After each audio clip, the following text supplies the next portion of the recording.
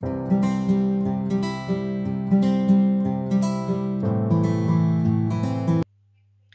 day, everyone. Greeting of health and prosperity to all of us. See you again in the Enterprise Architecture course. The topic that will be discussed in this meeting is EA presentation. Still with me, Leon Andretti Abdillah. Good luck.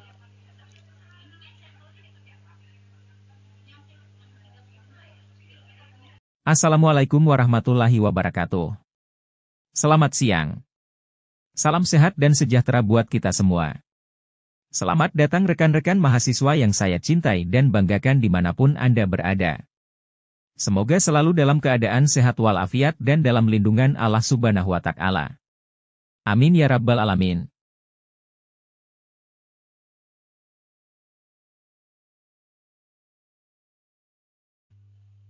Lecture untuk mata kuliah ini adalah Leon Andretti Abdillah, saat ini sebagai Associate Professor Computer Science and Information System pada Faculty Science and Technology. Kemudian juga bertugas sebagai asesor, reviewer, research fellow, dan editor. Asesor BKD di Kemdikbud, kemudian reviewer di Kemdikbud, research fellow INTI International University Malaysia, serta research fellow Tsinghua University Taiwan, dan menjadi editor pada sejumlah international journal dan conference. Mata kuliah yang diasuh antara lain adalah HCI, KMS, CRM, kemudian ada BPP, BPHEM, Databases, Data Structure, ERP, Information System, ITSM, Management Planning System, Supply Chain Management, System Analysis and Design, Algorithm and Programming, dan lain-lain. Juga sebagai mentors, ini ada di Pablon New Zealand dan Unpad Indonesia. Kemudian ada sebagai consultant baik di bidang akademik, research, dan community, serta koordinator pada Research Center dan Enterprise System Research Group. Berikut sejumlah mata kuliah yang diampu, dimulai dari System Analysis and Design, Enterprise System, Research Method, Human-Computer Interaction, Knowledge Management System, Human Capital Management, Algorithm Programming and Data Structures, Supply Chains Management, Business Process, serta beberapa mata kuliah lainnya. This course explores the principles and practices of enterprise architecture, EA, a strategic discipline that enables organizations to align their business goals with their IT systems and processes. Students will learn how to design, plan, and implement an architecture that supports business objectives, enhances operational efficiency, and drives digital transformation. The course covers various EA frameworks, such as TOGAF, Zachman, and FEAF, examines how these frameworks provide methodologies and tools for analyzing and structuring complex organizational architecture. Course objective: students should be able to do the following at the end of the course. Yang pertama, understand core EA frameworks and methodology. Ini termasuk dengan develop a solid understanding of major EA frameworks seperti TOGAF, Zachman, FEAF, and how they guide the alignment of IT with business goals. Yang kedua adalah align IT strategy with business goal.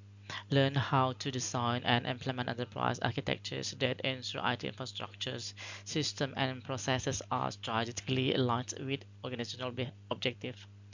Yang ketiga adalah analyze and design comprehensive AI models. Gain the ability to create enterprise architecture models that integrate business processes, applications, data, and technology in cohesion, efficient structures. Yang keempat adalah evaluate the role of EA in digital transformation. Explore how EA supports digital transformation by facilitating the adoption of new technologies, improving operational efficiency, and enhancing business agility. Last but not least adalah develop communication and governance skills. Learn how to effectively communicate complex architectural concepts to both technical and non-technical stakeholders, and establish governance frameworks to ensure EA effectiveness and compliance.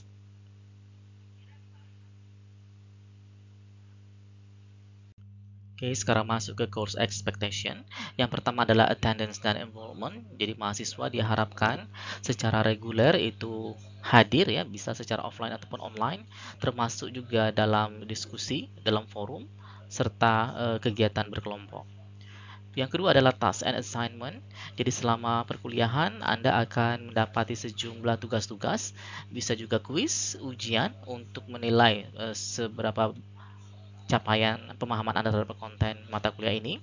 Kemudian ada juga grup project. Mahasiswa diminta untuk bekerja secara kolaboratif, ya, berkelompok untuk mengaplikasikan knowledge management principle ke dunia nyata yang mungkin ditemui. Yang keempat adalah reading and resources. Nanti kita akan berikan sejumlah recommended reading and resources. Jadi diharapkan Anda mempelajari materi-materi tersebut sehingga dapat meningkatkan pemahaman dari subjek ini. Selanjutnya perlu diperhatikan juga regular office hours, ya. Jadi kalau mau bertanya, konsultasi itu fokus pada jam kerja, ya. Jadi saya meminimalkan kontak di luar jam kerja. Kemudian harus bersikap profesional, respectful, ya, baik terhadap karyawan, ya, dosen, rekan-rekan, dan lain sebagainya. Kemudian communication juga penting, ya. Jadi kalau mau bertanya itu harus jelas dan usahakan pada waktunya. Kemudian yang kedelapan adalah ethical conduct. It is critical to maintain academic and ethical integrity. Termasuk juga nanti ada kita harus menghindari yang namanya plagiarism dan juga cheating, ya, baik pada saat belajar, tugas ataupun ujian. Kemudian tak lupa adalah feedback. You will receive constructive feedback on your assignment and project to help you improve your understanding and performance.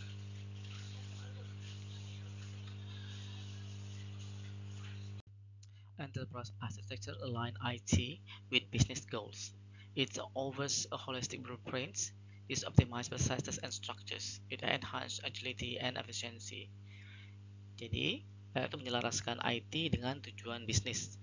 Dilihat dari yang pertama adalah strategic alignment, di mana EA links IT to business objective. It ensures strategic support. Yang kedua adalah holistic view. It provides an overall system views. This supports decision making. Yang ketiga adalah optimization, di mana EA itu streamline processes sehingga enhance operational efficiency. EA domain layers, tadi sudah disebutkan bahwa enterprise architecture tadi memiliki 4 key domains, yaitu business, data, application, dan teknologi. Kalau dibayangkan seperti piramida seperti ini, yang paling atas itu adalah untuk layer business, selanjutnya adalah data atau information, yang ketiga application, dan yang paling base, yang keempat adalah teknologi. Overview EA methodologies. EA methodologies guide the development and maintenance of enterprise architectures. Common methodologies include TOGAF, Zachman, and FEAF. Each methodology provides a structured approach. They have varying degree of prescriptions. TOGAF, a comprehensive framework for EA. Zachman, a classification scheme for artifacts. And FEAF, a framework for the US federal government.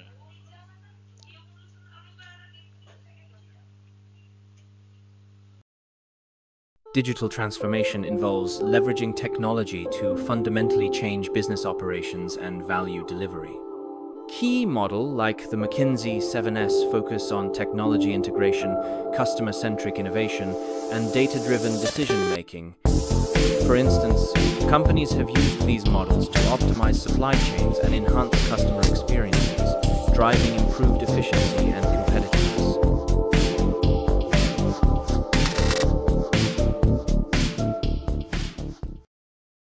The EA Roadmap section outlines the structured approach for implementing enterprise architecture. It begins with developing the roadmap, defining goals, and aligning with business needs. Steps in developing an EA roadmap detail the phased activities involved. Key inputs for roadmap creation include stakeholder input, current state analysis, and future state goals. Milestones and timelines ensure progress tracking and accountability. Best practices for roadmap execution promote adaptability and stakeholder engagement. Monitoring and adjusting the roadmap allows continuous refinement to stay aligned with evolving objectives.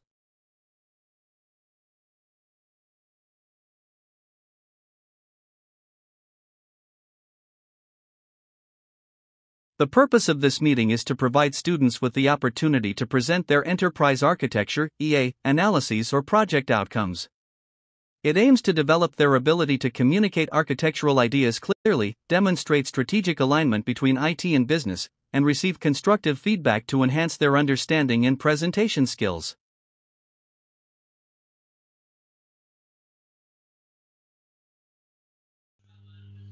Adapun agenda pada pertemuan kali ini dibagi menjadi 5, dimulai dengan preparing presentation atau persiapan presentasi. Setelah terproduce presentationnya, baru mulai kita lakukan opening presentation atau pembukaan presentation, kemudian lanjut ke delivering presentation atau bagaimana menyampaikan presentasinya. Kalau sudah, baru ada closing presentation, bagaimana menutup suatu presentasi yang baik. Dan yang tidak kalah pentingnya, ada sejumlah presentation tool atau perangkat lunak yang sudah banyak itu dibuat untuk menunjang pembuatan atau menghasilkan suatu presentation.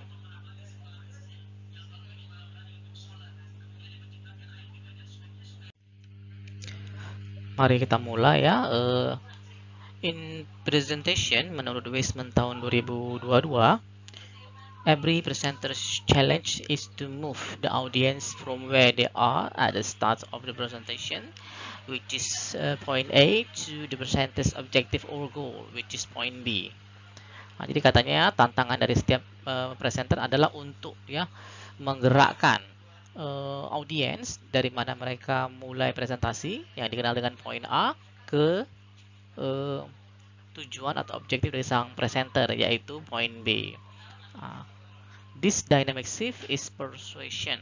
Point B is your call to action. That's the point. Pergeseran secara dinamis itu dikenal dengan istilah persuasi, di mana poin B itu disebut sebagai aksinya ya. Jadi itu poin dari presentation itu. Jadi kita akan mengajak audiens kita untuk melihat dari tujuan atau objektif kita.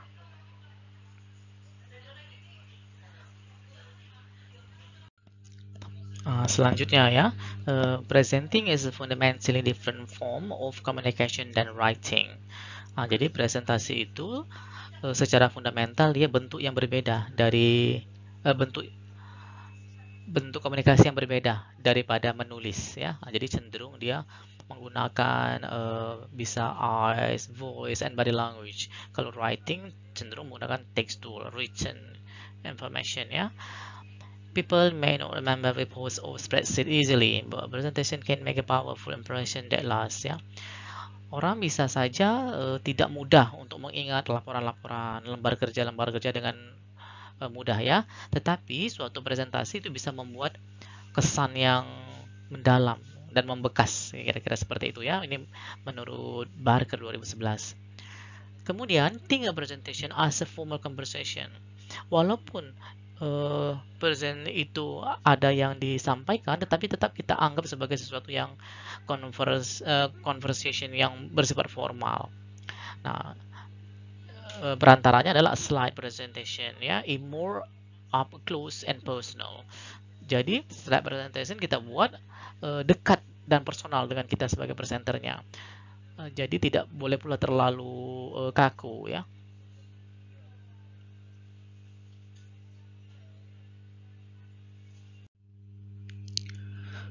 Presentation ini kata Gallo tahun 2010 ya. Visually engaging presentation will inspire your audience. Jadi memang secara visual presentasi itu akan menarik inspirasi dari audiens Anda ya. Nah, tentu saja untuk menciptakan presentation yang menarik secara visual itu they require a bit of work ya. Jadi butuh sedikit kerja, terutama pada bagian planning atau fase planning ya. A picture is the most powerful method for conveying an idea. Nah, jadi ide-ide yang akan kita sampaikan atau apa-apa yang akan kita sampaikan ke audiens itu bisa diwakilkan dengan suatu gambar. Jadi harus bisa memilih gambar, logo, image, grafik yang dapat merepresentasikan hasil atau ide yang akan kita sampaikan kepada pendengar kita.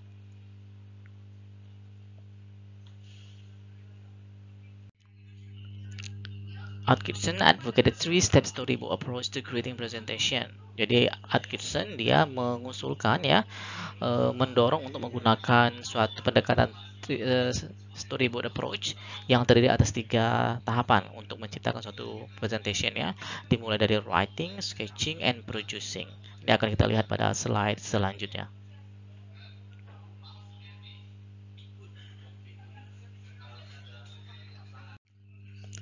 three-step storyboard approach. Jadi pada pendekatan storyboard yang terdiri atas 3 langkah, dimulai dari writing ya. Writing ini berisi script atau story yang akan kita desain untuk presentation kita. Setelah ada story-nya, barulah langkah kedua masuk ke sketching. Ya, di sini berisi desain, mulai dari fontnya, warnanya, background, sampai ke slide transition. Selanjutnya, apabila selesai sketching, baru masuk fase terakhir 3, yaitu producing. Di sini mulai menghasilkan presentation slide dengan bantuan dari presentation software yang nanti akan dijelaskan.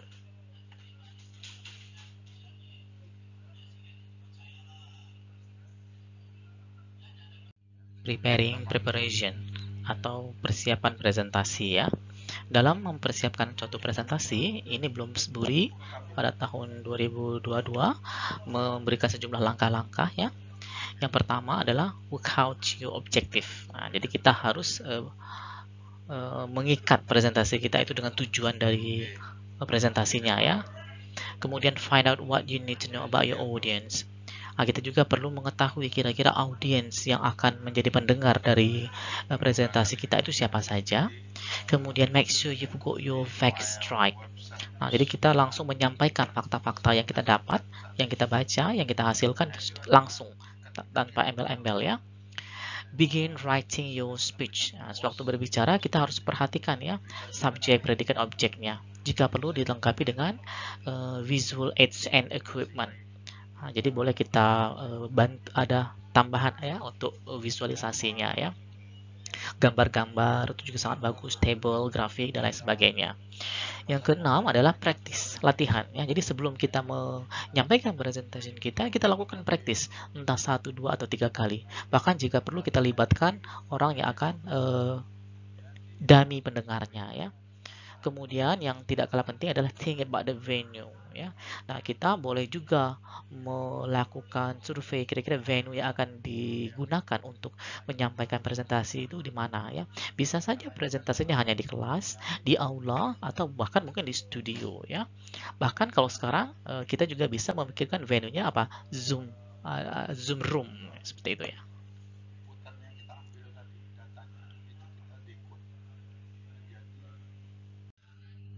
Sewaktu opening presentation, kita bisa melakukan sejumlah hal sebagai berikut. Yang pertama misalnya, reading the title of paper and or giving a self-introduction, seperti name and affiliation. Jadi boleh kita baca judul dari paper dan memberikan perkenalan diri ya. Setidak-tidaknya nama dan affiliation. Tapi singkat dan padat saja. Yang kedua, immediately explaining the research framework. Example, for the past 2 years we have been observing. Nah, ini kalau pada presentasi yang ilmiah sekali ya, kita langsung jelaskan kerangka penelitiannya. Mungkin kalau untuk yang bisnis, pendekatan bisnisnya ya, silahkan. Yang ketiga, providing an outline of the presentation contents ya. Jadi di sini kita akan menyediakan seperti daftar isi atau outline dari konten presentasinya ya. Contohnya adalah today I'll be talking about, atau hari ini saya akan berbicara terkait bla bla bla bla bla bla. Yang keempat, making a hot comment to the audience, often anecdotal and or commenting on the conference location of the speakers in general. Nah, jadi kita membuat yang kira-kira menarik komen atau menarik perhatian dari audiens ya. Bisa anekdot atau bisa juga berkomentar terkait dengan conference lokasi atau hal-hal lainnya yang secara umum ya. Misalnya, this is my first time to visit Seoul and I'm very happy to be here. Jadi ini pertama kali saya mengunjungi Seoul dan saya sangat senang di sini. Nah, ini misalnya contoh pembawaan conference yang ada di Korea Selatan, di kota Seoul ya. Kemudian bisa juga ditambahkan dengan dealing with technical or audio problem. Jadi kita sedikit ngetes ya. Siapa tahu ada problem terkait dengan technical atau audio. Misalnya, can you hear my voice? Nah, itu ya. Atau kalau sekarang ditambahkan, kira-kira slide-nya udah muncul belum? Nah, itu yang seperti itu juga boleh ditambahkan.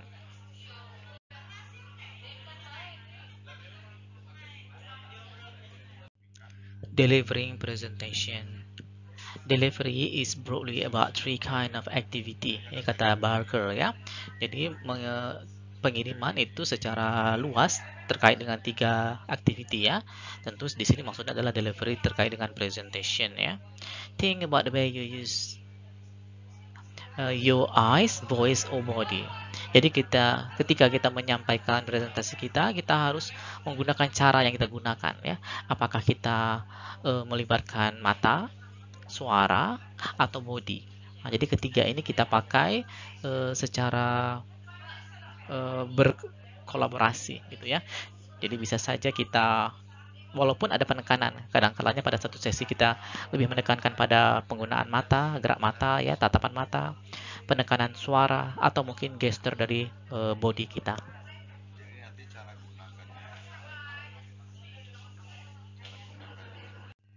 Selanjutnya adalah delivering presentation atau menyampaikan presentasi ya. Presentasi yang kali ini adalah delivery in person presentation atau presentasi disampaikan in person secara langsung ya. Jadi yang perlu diperhatikan adalah look at the structures of your presentation. Jadi kita harus melihat bagaimana struktur dari presentasi kita. Kemudian think about your posture and delivery. Kita harus juga memperhatikan bagaimana postur dan delivery kita ya. Dilanjutkan dengan answer any question.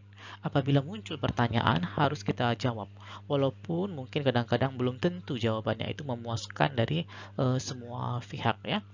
Pertanyaan bisa diberikan kapan saja, tapi cenderung biasanya menjelang akhir presentation, atau bisa juga pada suatu presentasi yang kita pilah-pilah menjadi beberapa section ya.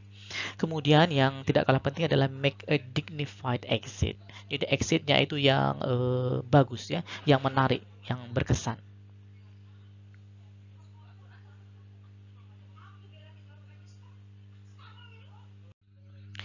Selain konvensional presentation, kita juga bisa melakukan delivering online presentation.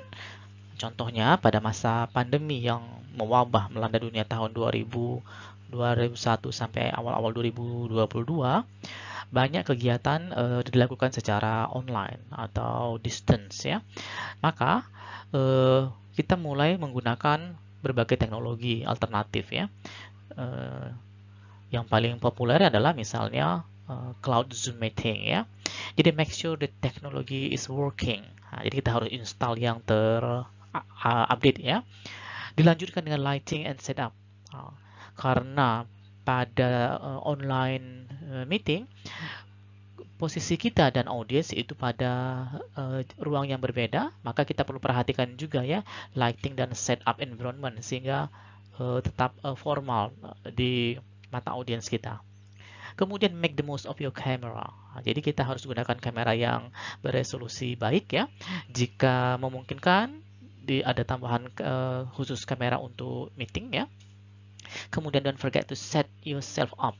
Nah, kita juga harus walaupun jarak jauh tetap harus prepare sebagaimana kita prepare pada saat in-person presentation. Kemudian manage the formats ya. Seperti apa format yang akan kita set untuk penyajian presentasi tersebut, serta apabila kemungkinan ada interruption itu seperti apa pengelolaannya. Kalau dengan Zoom misalnya kita bisa off-kan terlebih dahulu atau mute ya audiensnya sampai selesai presentation atau sampai selesai section dari presentation itu.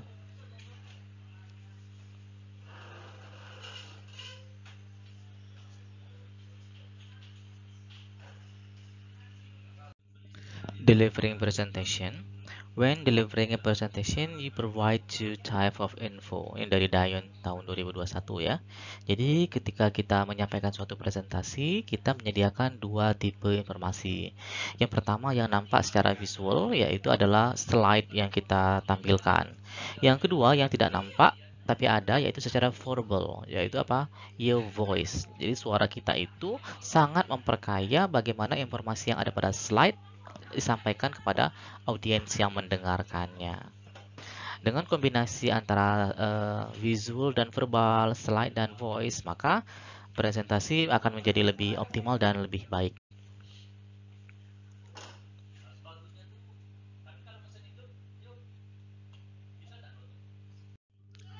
Ketika delivering presentation, untuk slide presentation, ini perlu memperhatikan font ya.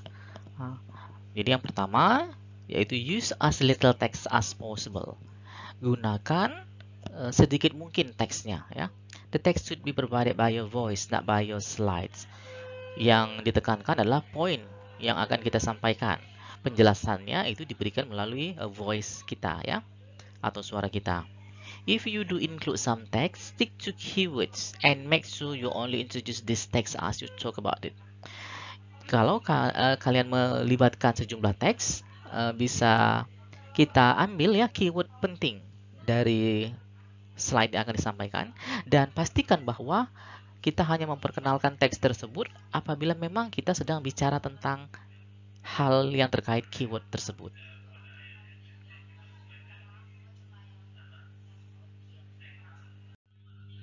Ketika menyampaikan suatu presentation itu ada 9 elemen ya dari presentasi yang sangat baik. Yang pertama, kita adakan yang namanya headlines ya.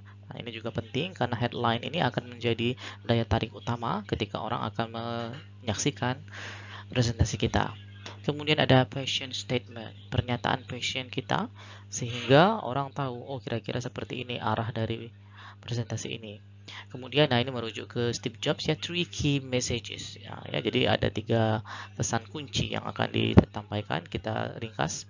Kemudian ada metaphors and analogy, itu bagaimana ada slide perubahan, dan bisa juga kita adakan analogi ya untuk beberapa kondisi. Bisa juga dilengkapi dengan demonstration, terutama kalau ada produk atau coding yang dikerjakan ya. Kemudian juga boleh kita munculkan partner kita, apakah itu dalam penelitian atau dalam kegiatan, sehingga presentasinya lebih meyakinkan ya. Bahkan lebih lengkap lagi, boleh ditambahkan customer evidence and third-party endorsement. Selanjutnya yang juga semakin menarik akhir-akhir ini adalah video clips. Nah, jadi ada beberapa presentation itu dilengkapi dengan video clips, entah itu di awal, di tengah, atau di akhir. Usahakan jangan terlalu panjang video clipsnya, filenya juga jangan terlalu berat karena bisa mengacaukan sebuah presentasi ya kalau dia terlalu banyak, terlalu panjang, atau terlalu berat.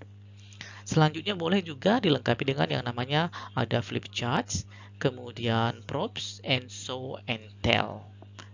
Nah, ini adalah 9 elemen yang dapat kita pakai dalam membangun suatu great presentation.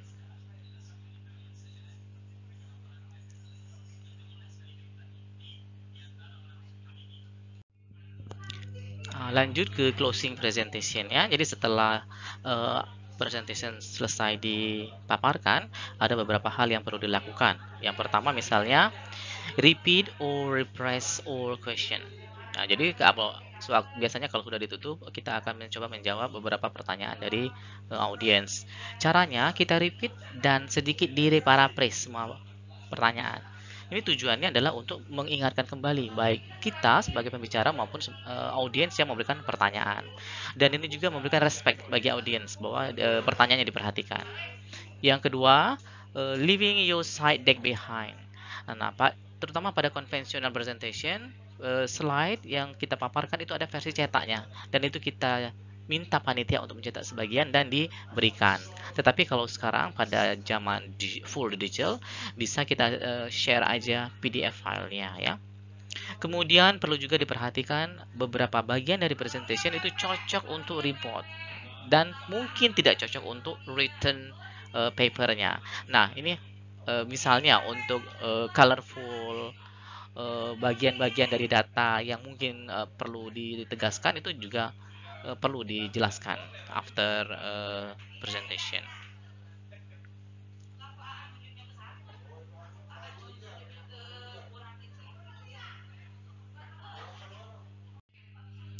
Salah satu contoh presentation yang paling memukau ya, banyak dijadikan contoh adalah Steve Jobs presentation ya. Jadi Steve Jobs ini merupakan pendiri dari Apple, perusahaan yang sangat bernilai saat ini ya. Dia menerapkan Aristotle's classic 5-point plan to create a persuasive argument gitu ya. Yang pertama, deliver a story or statement that arouse the audience interest. Jadi kita berikan suatu cerita singkat atau statement ya yang dapat memicu minat dari penggemarnya atau audiens kita. pose the problem or question that has to be solved or answers. Kemudian tampilkan masalah atau suatu pertanyaan ya yang akan bisa diselesaikan atau dijawab. Kemudian offer a solution to the problem you raise. Tawarkan solusi terhadap masalah yang dimunculkan ya. Kemudian baru describe specific benefits for adopting the course of action set forth in your solution. Manfaat apa yang akan didapatkan ya? Kalau sudah baru state the call to action. Ya, dia baru lakukan aksinya ya. Untuk contoh misalnya dia mengatakan no go out and buy one. Ketika dia mempromosikan produk yang ia tawarkan atau presentkan.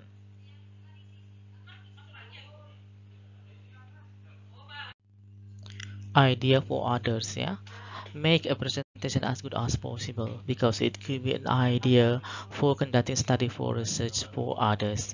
Jadi kita harus bisa membuat presentasi sebaik mungkin karena bisa saja presentasi yang kita bawakan tadi menjadi ide bagi pelaksanaan studi atau penelitian-penelitian untuk orang lain. Hal ini juga dapat meningkatkan recognition atau citasi terhadap hasil kerja kita.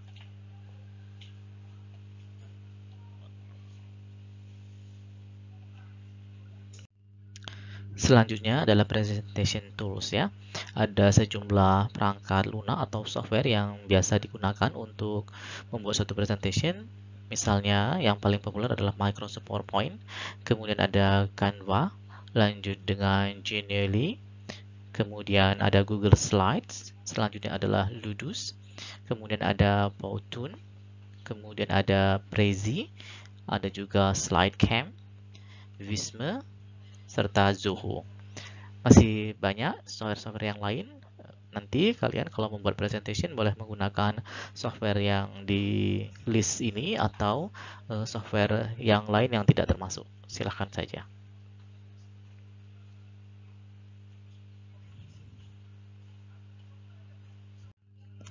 Oke, sekarang kita baru masuk kesimpulan ya.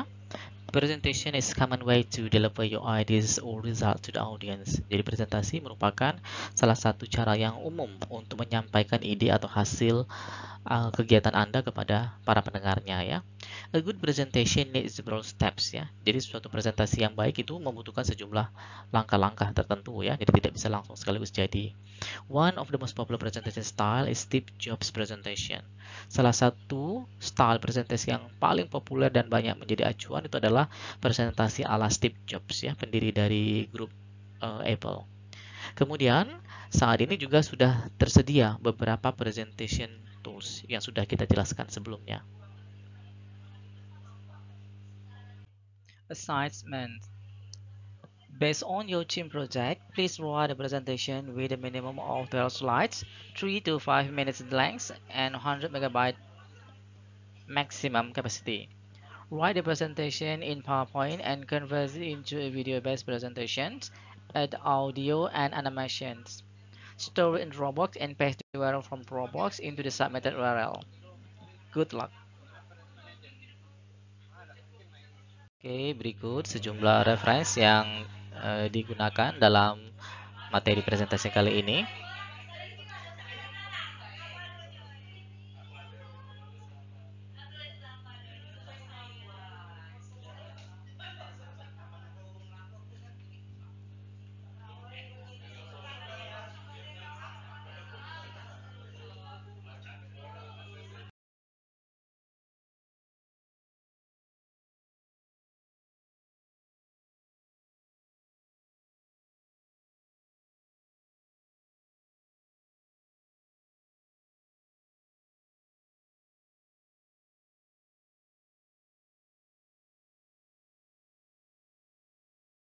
Thank you. Don't forget to watch, like, comment, share, and subscribe at Leon Abdillah. See you again.